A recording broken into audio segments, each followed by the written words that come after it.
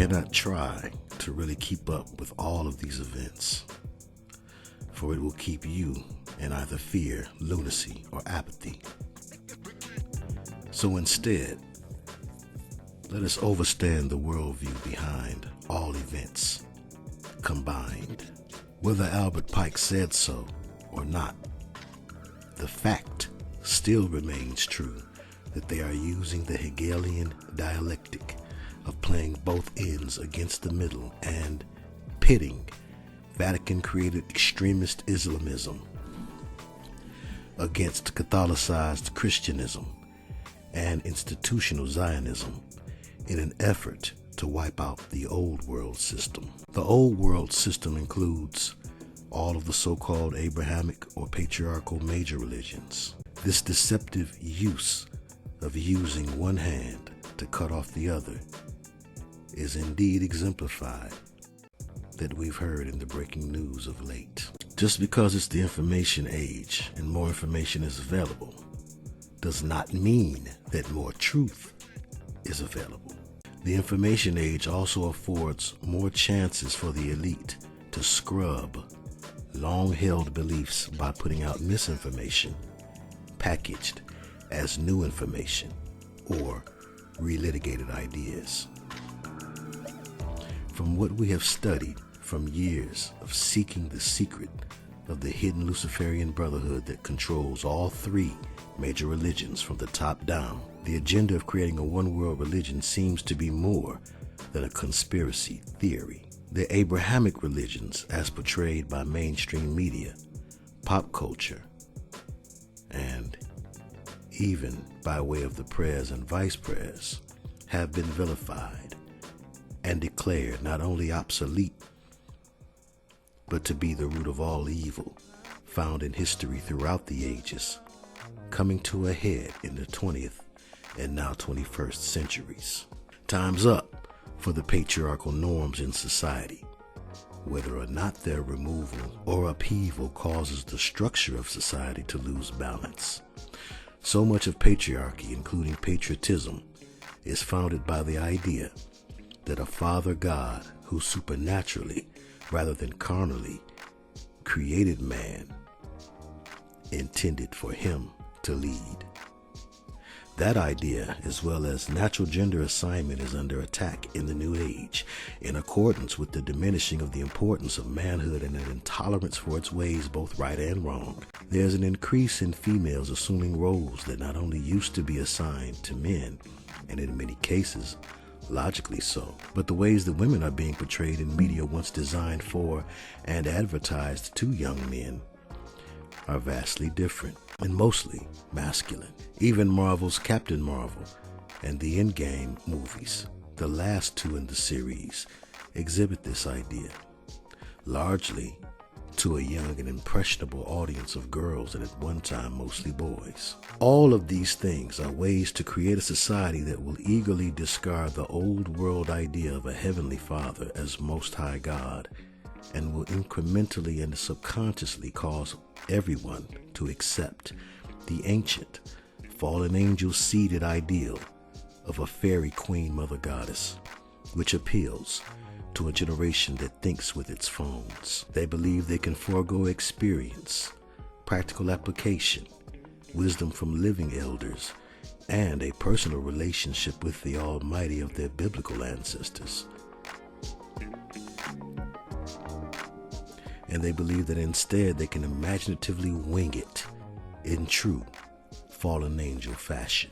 The devil and the fallen got to go first and got first crack at man, and to the first civilizations they presented a sloppy copy of a way that they knew would one day, centuries later, be offered to man. This allowed for men and women to have a choice and exercise free will. The choice was to believe the reports of stelas, reliefs, tablets, scrolls, papyrus, and other artifacts from ancient societies that were devastated by witchcraft and Nephilim, causing them to fall. Or men could walk by faith in the reports of the Messiah, who came in the flesh, healing and causing no sorrow with it. The strict adherence to the rules of a house headed by a father has become a cancer in their imaginations, especially the idea of punishment from that father for disobeying or disrespecting his rules. The ultra-liberal ideas of first feminism and then gentle parenting, hipsterism, and New Age bohemianism all subtly lead the flesh and mind into Aleister Crowley's religious mantra of do as thou wilt. Slowly but surely, it is disguised in a myriad of ways, but it does appear that the great beast and the brotherhood he helped develop rituals for is winning, whether or not the masses realize it. The change is so incremental that it is almost undetectable, especially to those who fear not being trendy or with it, more than they fear or recognize the twisted but intellectually advanced level of evil that has already pronounced both the Christian God and the old world order as dead, as it was in the days of Noah, caused by the fallen one and his angels once before. We are now in the frame of mind to bow down and bear witness to the season of witches, as we acquiesce to the worship of the devil in a dress.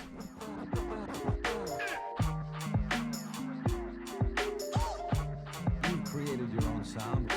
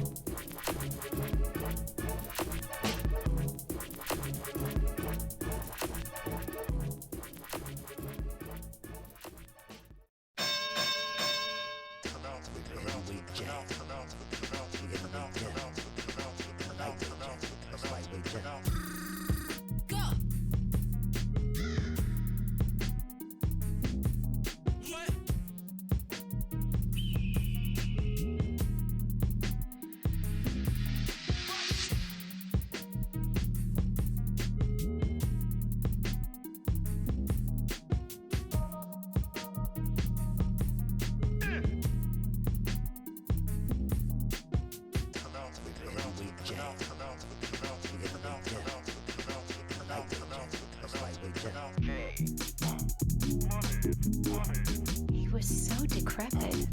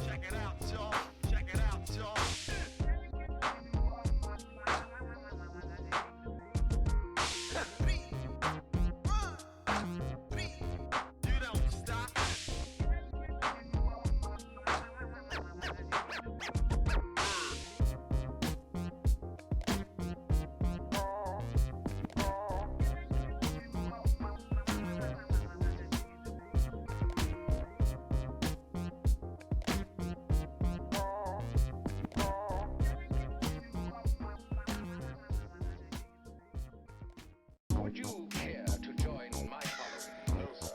I do not follow.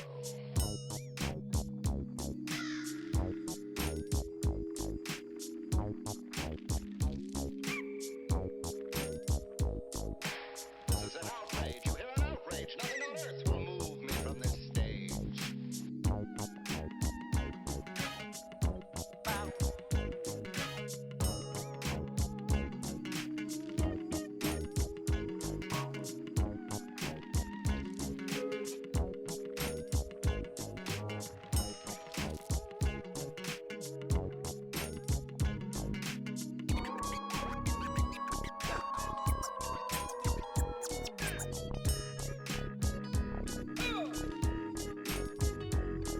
Yeah.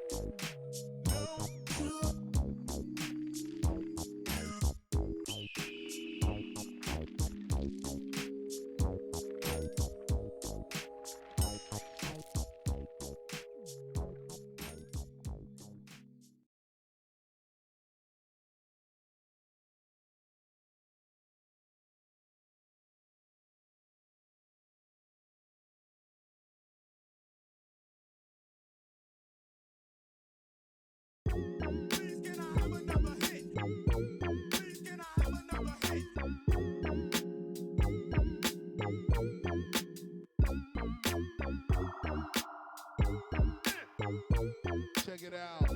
Check it out.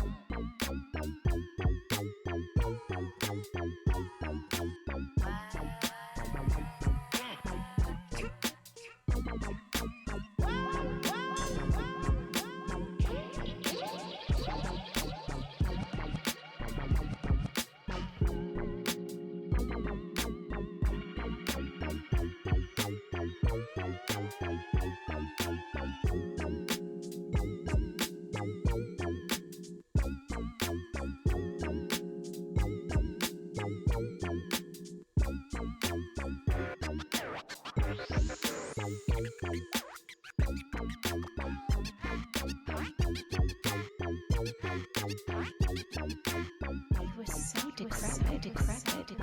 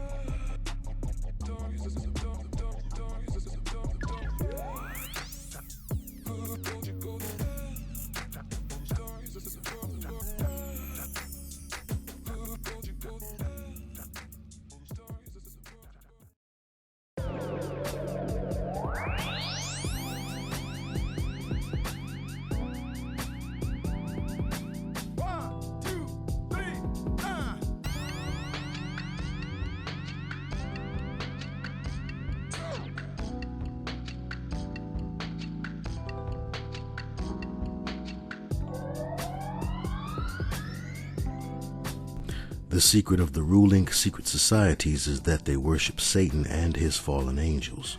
Revelation 12:9. And the great dragon was cast out, that old, meaning ancient, serpent, called the devil and Satan, which deceiveth the whole world. He was cast out into the earth, and his angels were cast out with him. In the beginning was the Word, who would become flesh, and as spirit he witnessed their fall. Luke chapter 10 verse 18. And he said unto them, I beheld Satan as lightning fall from heaven.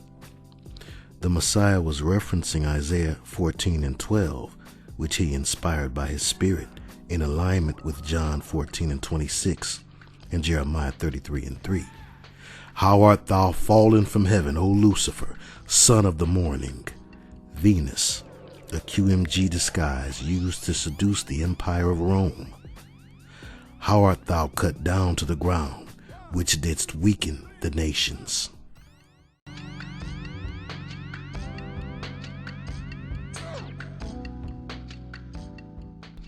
Ever so cunning and skilled in the ways of temptation, seduction, and deception, he knew that the first civilizations, which experienced the Father firsthand, would not be fooled by his serpentine form without first introducing himself as their ancestors and ultimately their beautiful and liberal queen.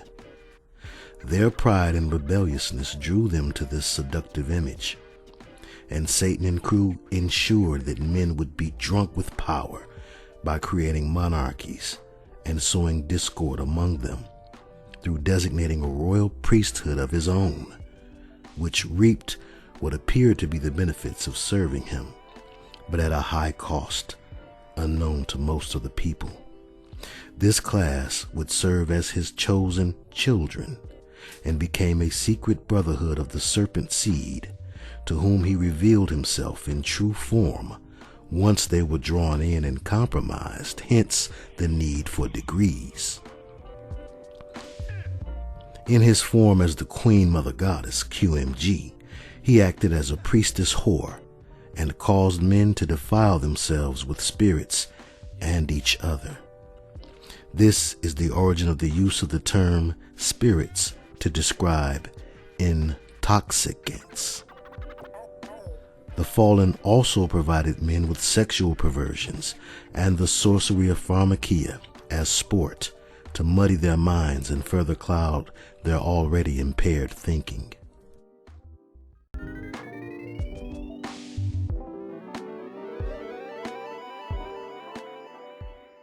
Consider the pictures I have showed you of Venus emerging from out of the oyster shell or the clam shell, and think of the double entendres involving Pearl and the clam.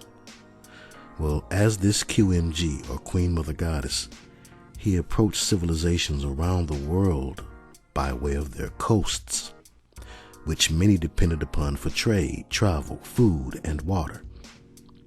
His serpentine forces used sorcery, now employed in the so-called discipline of science, and altered the genetic structures of many things in creation. Refer to Genesis 6 and the apocryphal texts Enoch, Jasher, and 2nd Esdras. Their manipulation of plants and herbs still causes multitudes of men to be addicted to marijuana, nicotine, and caffeine, as his brotherhood pawns incrementally legalized each one and say it can be used for recreation. What we say recreation, to wreck creation. As these various ways help men to recreate or be other than themselves, and to be opened to spirits for calming by way of depressants, and for exciting by way of stimulants. The use of herbs and roots is more subtly used to lead even the health conscious into bondage, as many logos and company names of all natural products will reveal, as they unwittingly participate in lesser and more muted behaviors rooted in a desire, subconsciously or consciously, to be as gods, oft taking Psalm 82 and 6 in the wrong context, leading them into an unintended agreement with the deception of Genesis 3 and 5.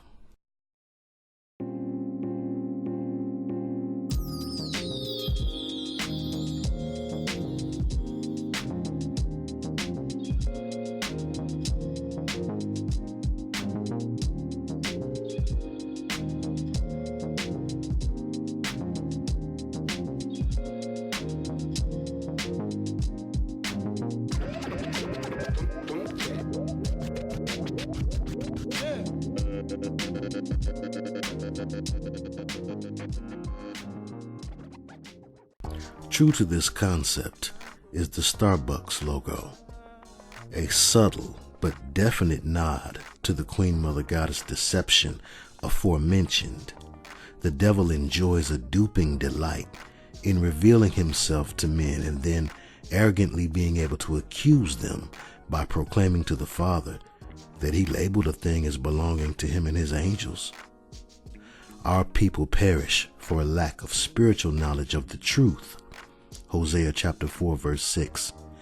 Even as knowledge of the trivial and profane is increased by those who fish for facts instead of a relationship with the Lord, and then unintentionally shipwreck themselves in the process, becoming caught in the devil's worldwide web, or in this case, his net.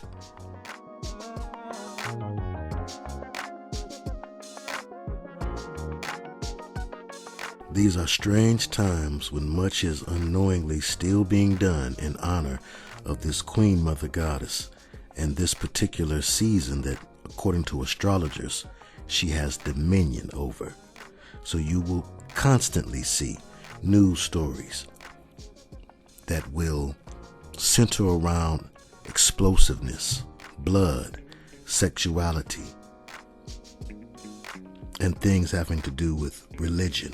As the Queen Mother Goddess astrologically is Taurus, a sign that is supposedly tied to religious beliefs and the ancient worship of the bull, or Bel, or Baal. A key thing to recall about that so-called zodiac sign, which is actually a spirit, is that it is the first of female signs, yet it is a bull. So although it is apparently a female, it is really a male. This is analogous to what we've been talking about this entire time concerning the Queen Mother Goddess and the true nature of Hermeticism as it relates to Satan and his angels. They are spirits that have a nature that would remind you of a male, although they have no need for genitalia, either one. They can produce and recreate many things in the physical realm, including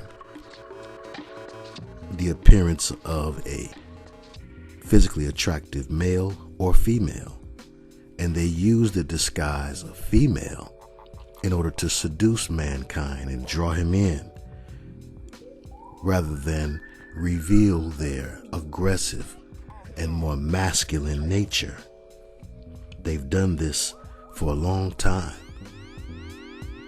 These fallen ones, also known to the ancients as stars, who were worshipped and celebrated. Could this be the reason why Cardi B wore the dress that was obviously styled to represent the mythology of Venus, yet another form of the fallen angels in Queen Mother Goddess disguise? And could it be the reason for her pink and blue flowers down there below where only Offset's supposed to go? Could it be an indication of a hermetic duality that has been overlooked by many and is apparently very common in the entertainment business? Could it be? Stranger things have happened, and there are bigger, quote-unquote, fish to fry. But these are indeed the inspirations for the Transformers, because whenever you're looking at the stars, you're looking at more than meets the eye. I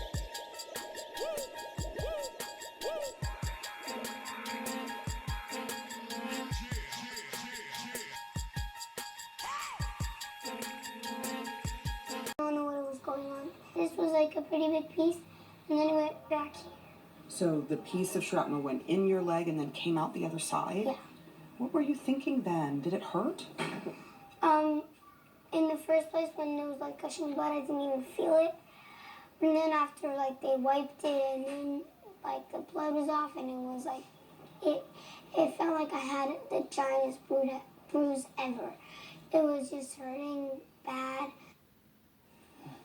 CNN's Dan Simon is in Poway, California. He's joining me right now. Dan, what more are you learning about Lori Kay, about the other victims in this? Well, hi, Kate. Some of the details here are just so disturbing. Here you have this 60-year-old woman who actually helped build this synagogue some 30 years ago. She did some of the fundraising for it. And as you said, she was here to mourn the loss of her mother. And according to witnesses, she put herself between the shooter and the rabbi. The rabbi saying that he is only alive today because, in his words, Lori took a bullet for him. He says Lori took a bullet for the entire congregation. And one of the other chilling details here, Kate, is that her husband happens to be a physician. He was here that morning. He tended to the victims. At first, he didn't even realize that he was trying to revive his own wife. And then when he discovered that it was, in fact, his wife, he fainted and collapsed right next to her. In terms of some of the other victims, we know about the rabbi losing his right index finger, took some bullets to both of his hands and lost one of his fingers. Alamong Peretz, 34 years old, he is an Israeli national, was visiting some family, took a bullet to the leg, and then just moments after that, Kate actually ushered some of the children to safety. And then, of course, you just heard from Noya Dahan, 8 years old. What her family has had to endure is just unbelievable. They fled the Middle East, fled Israel because of the violence there and the rockets. They get to America, come to California, and immediately experience some anti-Semitism, where somebody painted some red swastikas on their home, and then, of course, they have to deal with this tragedy that occurred at the temple on Saturday, Kate. Yeah, and we keep their faces, their images there, well, and in Lori Kay's case, her memory alive and speaking about her and the greatness and the light that they bring. But at the same time, you have this 19-year-old who's now charged with this horrific crime, who's in custody. What are police telling you about what led to this? Well, apparently this is fueled by anti-Semitism. He did post a disturbing, chilling manifesto online where he voiced support for various anti-Semitic acts, also identified with the shooter of the New Zealand mosque. He is a 19-year-old San Diego resident, was attending a local college here, and for some inexplicable reason, Kate, after the shooting, he fled in his getaway car, called police to say he was the guy involved, and he was apprehended a short time later. We don't know if he had any kind of weapons training, Kate, and we also don't know how he obtained the gun. Back to you. Dan, thank you so much. I really appreciate it. So amidst the tragedy, and it's a true tragedy, there are some truly amazing stories that are emerging. One is of an Iraq War combat veteran who ran toward the shooter when he heard gunshots ring out, and rather than running away, shouting down the gunman and chasing him out of the synagogue. That man is Oscar Steward, and he's joining me right now on the phone. Oscar, can you hear me? Yes, I hear you fine. Thank you. Thank you so much for joining me. How are you doing today? I'm doing fine, thanks. It's just been like a surreal past 2 days. Yeah, surreal is probably one of many things that you've been feeling over the past couple days. So let's talk about what you saw, what you heard, what you experienced. You're at the synagogue, you hear gunshots ring out. What did you see then when you got to the lobby area of the Chabad?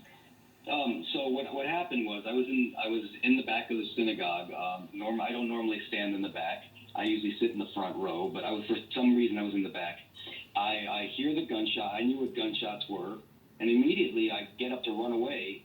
And I took about 3 or 4 steps, and I said, unconsciously I did this. I just turned around and ran to the gunshots. My wife said she saw me run by. She told me this later on, and she couldn't believe it, that I was running towards the gunshots. As soon as I run into the lobby, I didn't see anybody except for the shooter, and I let out a scream that was unbelievable from what I understand. People keep telling me that they said that they thought it was like 4 people, like a chorus of men screaming at once. The priest at the church next door said he heard it when he was giving his service. He heard the scream, it traveled far, more than a football field. So I don't even know how I did that. So as soon as I saw the gunman, I immediately, he discharged his rifle twice as I was going towards him. When I got to him, I screamed in his face, and he dropped his weapon to his side. He had it slung so he wouldn't lose it, and he immediately took off running. I was chasing after him. I maintained my distance. I was as close as I could be to him the entire time. He jumps in his car. He raises his weapon to shoot. I punched the car as hard as I could. He dropped the weapon again. He turned on the ignition. At this point, Border Patrol agent, Jonathan, thank God he was there, and thank God he was trained. He comes out and he yells, "Fall back, I have a gun." I immediately just, like, it kicked in like instinctively. I just fell back. He discharged his weapon 5 times. He struck the car 4 times. I want to make it clear that he didn't shoot at a moving car. People have said that's ridiculous. He shot at a stationary car, and he shot low to immobilize the vehicle. And but I thank God he was trained. I could have been killed in the line of fire. And then we proceed to get the license plate number as the guy speeds away. Someone was there with a cell phone. He calls 911. We give him the license plate number. Immediately, I run back into the synagogue. For whatever reason, I get into the lobby. I see the rabbi standing there, and I ask him if he's okay. And he just looks at me and says, "I'm fine. Help somebody." I immediately go to the floor where I see a body. She's on her stomach. I didn't know who it was at the time. I yell, "Somebody help me flip her over." That's like a construction thing. I'm a construction worker. You never want to just flip somebody. So I said, "Help me flip her over." Dr. Gill, his first name is Gill. He comes and we flip her over, and we immediately start doing CPR on her. The doctor, he was doing the compressions. I was doing the breaths. And then at some point he got tired, and I started doing both. And then at this point, Howard, her husband, Howard K., comes and starts doing the compressions. And his compressions were a little slower, and he did more compressions. So I jump up, I see an AED, I go get the AED, we start applying the electrodes, and he says, "I can't get a pulse." And he goes, so let me check something out. So he checks for her pulse, and that's when he realizes it's his wife. When he sees her face, when he goes to check her pulse, at this point, he falls down. He just boom, he's gone. He faints. The sheriff's deputies come in, and they take over the CPR for both of us. I was about to start compressions again. The sheriff's deputies take over for both of us. Someone else grabs the doctor, and then somebody screams, "Have you seen my daughter? Did you see my daughter?" I said, "I saw your girls outside. They were in the back. They're fine." And then he said, "He didn't take her." No, I said, "No, there was no one in the car but the shooter." But Oscar, it's that moment, that your wife was there as well, and it makes me wonder, that's just unimaginable when you think about how Dr. K arrived to help, not knowing who he was going to be helping, and then he came upon, and then finally, after administering help, realized that it was his own wife. Yes, that's surreal to me. That was incredible. But that just shows the willingness to give. He immediately, he didn't even bother to see who it was. He said, "I see someone who needs help," and he came to help me immediately, and that's what he did. I'm in pretty good shape because of my work. I'm a construction. I'm an electrician, so I was able to do it. But it's easier when 2 people are doing CPR. So he jumped in immediately, and he's a physician. And when he says, "Let me check something out," he goes. We were trying to apply the AED, and it wasn't picking up a heartbeat. And he tries to check. San means saint, male form of Santa. Diego means supplanter, as in one who would supplant a throne. Pue is from a Native American word meaning end of the valley, of the shadow of death, perhaps. Lori may be short for Lorraine or Lorraine, but according to what we find online, the name Lori is an English baby name, but it goes back to the days of ancient Rome. The laurel tree, or the laurel wreath, was worn by goddesses and gods, as well as Caesars, and was especially prominent among Roman pagans. K equals the L even with L, making oneself as God, the twin concept of Hermeticism, the Janus or the Gemini that will be born through the union of the fire god or sun god and the moon goddess or earth goddess, Aries and Taurus, astrologically. This duality or Hermeticism symbolized by L11 or L even. The 11th letter happens to be K. Whether the alleged shooters are alphabet ops, fabricated, or MK Ultra subjects, the goal is still to get the desired result from the public: fear, more racial and religious polarization, gun control, and an advanced police state. To get a resurgence of the all-powerful accusation of anti-Semitism, which rallies the unlearned masses around the invalid UN-created Israeli state, and to create a renewal of the entitled, uneven empowerment of a waning Revelations 2 and 9 power structure. And the reason we see such escalation today is in direct relation to the season and how it's viewed by those who pull the strings of things behind closed doors. The same orgs that purposefully create wars and rumors of wars.